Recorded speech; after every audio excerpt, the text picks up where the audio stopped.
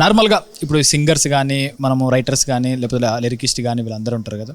So చాలామంది వద్దాము అనుకుంటే చాలామంది భయపడుతూ ఉంటారు, ఎట్లుంటుందో ఏమో అంటారు. అప్కమింగ్ ఫెలోస్కి ఏమని చెప్తారు మీరు? డెఫినెట్గా అంటే నేను ఒకటి చెప్పే ఉద్దేశం ఏంటంటే అంటే కళారంగంలో ఏ ఫీల్డ్ అయినా, అంటే మ్యూజిక్ అనే కాదు, యాక్టింగ్ అనే కాదు, నా ముందే మీలాంటి వాళ్ళు నిదర్శనం ఉన్నారు ఆల్రెడీ. నేను స్పెషల్గా చెప్పడానికి ఏం లేదు. సో ఈ రోజున మనకి ఇంటర్నెట్ ఉంది కాబట్టి మనం ఏం చేద్దామని అనుకున్నా మనస్ఫూర్తిగా చేసేసి మనం ఇంటర్నెట్లో రిలీజ్ చేస్తే ఏమవుతుందనే తర్వాత నాకంటే మీరు ఇంకా బాగా చెప్తారు. సో మనకి ఈ ముందు కంటే ఇప్పుడు రకరకాల ఆప్షన్స్ పెరిగినాయి అని చెప్పి నా ఉద్దేశం. సో మనం ఎంత ధైర్యంగా మనం ఉంటే దాని తగ్గట్టు మనకు అవకాశాలు వస్తాయి. సో అట్లనే మీలో టాలెంట్ని మాత్రం మీరు అసలు దాచుకోవద్దు, అండ్ డౌట్ మాత్రం అసలు వద్దు. మీరు ఎంతమంది ఏం చెప్పినా మీరు నమ్మిందే మీకు కరెక్ట్ అందరికంటే.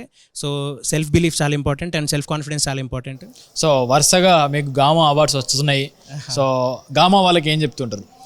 గామా నేను ముందు చూసినప్పటికీ ఇప్పటికీ ఎగ్జిక్యూషన్ పరంగా తర్వాత అన్నీ వాళ్ళు అంటే వాళ్ళ ప్యాషన్ నాకు చాలా ఇన్స్పైరింగ్ అనిపించింది, చాలా ఇంప్రూవ్ చేశారు. సో ఇట్లానే ఇది మన అంటే ఈవెంట్ ఇంతింత సో అట్లా ఇంకా ఈ అంటే ఇయర్స్ పాస్ ఆన్ అవుతున్న కొద్దీ చాలా పెద్దగా అవ్వాలని చెప్పి నేను మనస్ఫూర్తిగా కోరుకుంటున్నాను. థ్యాంక్ యూ అన్న, thank you so much. Once again congratulations. Thank you so much.